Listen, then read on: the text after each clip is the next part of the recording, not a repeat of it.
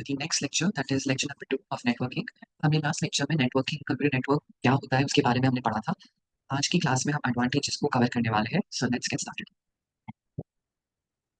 Okay, so advantages of networking. The advantages of a computer network are listed here.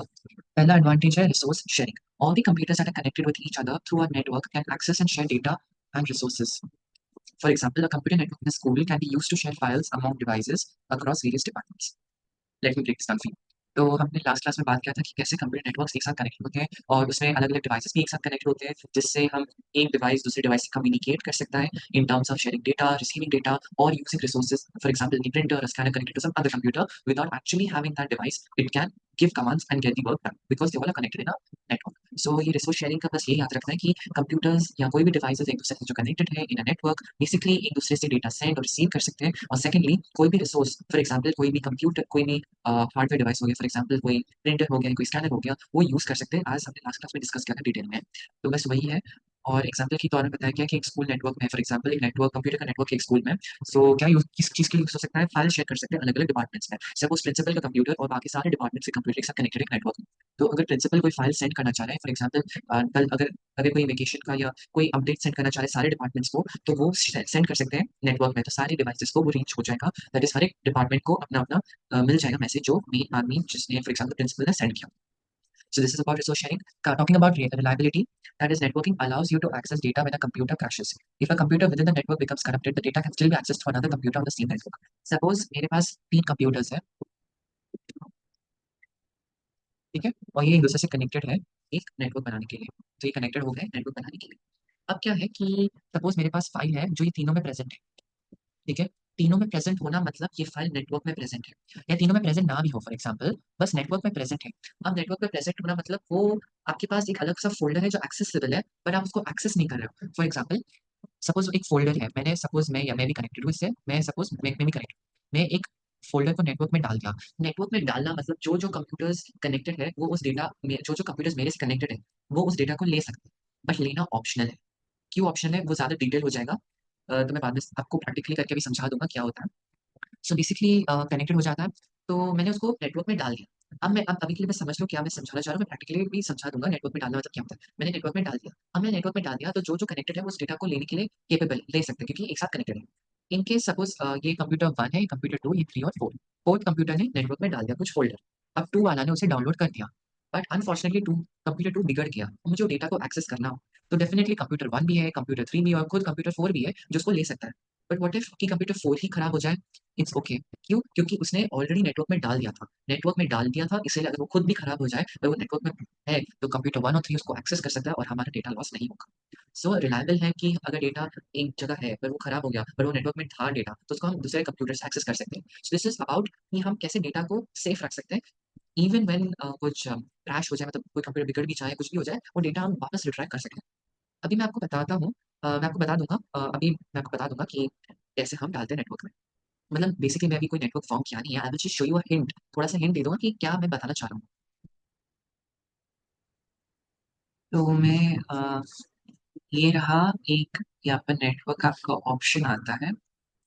उस network option को मैंने click किया and यहाँ पर आप देख सकते हैं नेटवर्क वाला खुल गया है हमारा। यहाँ पर बता रहा है दिस फ़ोल्डर इज़ एम्प्टी। अब गौर से आप पढ़ेंगे तो लिखा है network discovery and file sharing are turned off, network computers and devices are not visible, click to change.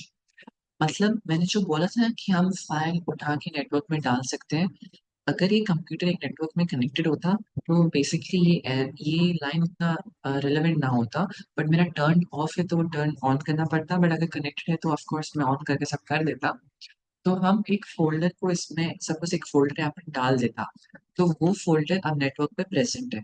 तो अब नेटवर्क में जितने भी कंप्यूटर्स होंगे, वो सारे फ़ोल्डर को एक्सेस कर पाएँगे और अगर मेरा ये लैपटॉप बिगड़ भी जाएगा, तो भी वो पर्टिकुलर फ़ाइल को हम दूसरे लैपटॉप से एक्सेस कर सकते हैं। सो यही मुझे प्रैक्टिकली आपको दिखाना था। आई होप आपने देख लिया होगा और समझ गया होगा कि कैसे किस चीज़ का मैं बात कर रहा था कि नेटवर्क में डालना मतलब वो आपको क्लियर हो गया होगा। आगे बात करते हैं better communication. Networking enables you to communicate with other computers using email and instant messaging. Instant messaging मतलब WhatsApp. This allows for easy transfer of information and efficient sharing of resources. Suppose 2 computers connected है, मतलब मेरा computer है और दूसरा computer है। ठीक है, दोनों मेरा मैं अपना कंप्यूटर से एक ईमेल सेंड कर सकता हूँ दूसरे कंप्यूटर को, तो ये कनेक्शन हो गया, नेटवर्क फॉर्म हो गया। क्यों? क्योंकि दोनों कनेक्टेड हो गए एक साथ, इससे तो डेटा ले पा रहा है ना? एक्चुअली ये ज़्यादा डिटेल में हम पढ़ सकते हैं कि एक्चुअली हमारा नहीं, बट जो इंटरनेट से कनेक्टेड है, इंटरनेट खुद ही एक नेटवर्क है, इंटरकनेक्टेड नेटवर्क। नेटवर्क का नेटवर्क नेटवर्क्स का नेटवर्क होता है interconnected network, that is internet. बात आ ही गई इंटरनेट की, बट तो भी मैं इसको बहुत शॉर्ट रखूंगा कि इंटरनेट जब आएगा तब मैं समझाऊंगा। बेसिकली इंटरनेट क्या होता है? इंटरकनेक्टेड नेटवर्क होता है इसका फुल फॉर्म। सपोज ये एक नेटवर्क है, ये दूसरा कोई नेटवर्क बना हुआ है, एक तीसरा नेटवर्क बना हुआ है, ठीक है, बट ये तीनों network as a whole network एक दूसरे से कनेक्टेड है। तो ये क्या हुआ? नेटवर्क्स का नेटवर्क हो गया। तो इसी को बोलते हैं internet, that is interconnected network. और जब हम इंटरनेट से जुड़ते हैं, इसलिए बोलते हैं I am connected to the internet, I am disconnected to the internet. Connected to the internet मतलब हमने अपना लैपटॉप को उस नेटवर्कों का जाल में कनेक्ट कर दिया है, और डिसकनेक्ट करना मतलब हम उससे हट गए। जब कनेक्ट हो सकते हैं तो हम शेयरिंग ऑफ डेटा कर सकते हैं, और उसका एग्जाम्पल ईमेल और इंस्टेंट मैसेजिंग है। हम जब इंटरनेट से कनेक्ट होते हैं तभी ईमेल भेज सकते हैं, है ना? दैट इज बिकॉज हम उस नेटवर्क का पार्ट बन गए, नेटवर्क का नेटवर्क का वो पार्ट बन गए। इसलिए हम मैसेज एक दूसरे से दूसरी जगह भेज सकते हैं। तो कम्युनिकेशन कितना आसान हो जाता है, ईमेल से भेज सकते हैं। अगर आपके पास व्हाट्सएप वेब है तो व्हाट्सएप के द्वारा भेज सकते हैं, ऑल ऑफ। सो अभी के लिए बस इतना समझना है, इंटरनेट भी आप लोग के स्टैंडर्ड के हिसाब से इतना ही समझना है, ज्यादा डिटेल में नहीं जाना है, और आगे वैसे भी आने वाला इंटरनेट क्या होता है। नेक्स्ट एडवांटेज है file sharing and remote data access. A network enables both file sharing and remote file access. मतलब नेटवर्क में हमें तो पता है कि हम फाइल शेयरिंग भी कर सकते हैं और फाइल एक्सेस भी कर सकते हैं। रिमोट फाइल एक्सेस मतलब सपोज कोई फाइल किधर पड़ा हुआ है, तो हम अपने लैपटॉप से उस फाइल को जो नेटवर्क में पड़ा है उसको एक्सेस कर सकते हैं, तो उसको ही बोलते हैं remote file access. One can easily access the file stored on various computers on network. वो तो पता ही है कि सपोज हमारे 4 कंप्यूटर्स एक साथ कनेक्टेड है, और सपोज कंप्यूटर नंबर 4 में कोई डेटा है, तो कंप्यूटर नंबर 1 को फेच कर सकते हैं क्योंकि वो लोग एक साथ कनेक्टेड है एक नेटवर्क में। Networking allows many people to work at the same time on the data stored in a database. Database अब एक नया टर्म है, मैं समझा देता हूँ क्या होता है। डेटाबेस मतलब collection of data. So collection of data है आपके पास, आपके नेटवर्क में एक डेटा का कलेक्शन होता है। मतलब डेटाबेस एक पर्टिकुलर एप्लीकेशन आप मान सकते हो, या database is simply collection of data. Collection of data किसी में भी हो सकता है, कोई डेटाबेस सॉफ्टवेयर में ही होगा, बिल्कुल एक सॉफ्टवेयर में डेटा का पूरा कलेक्शन है।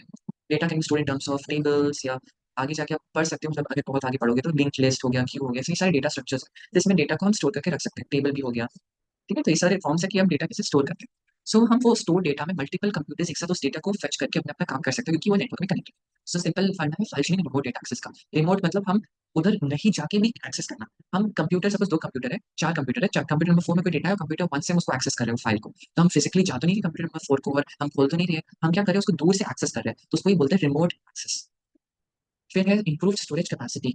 इम्प्रूव स्टोरेज कैपेसिटी में networking enables the computer's memory storage to be conserved as files can be stored on a server without the need to store them on individual computers।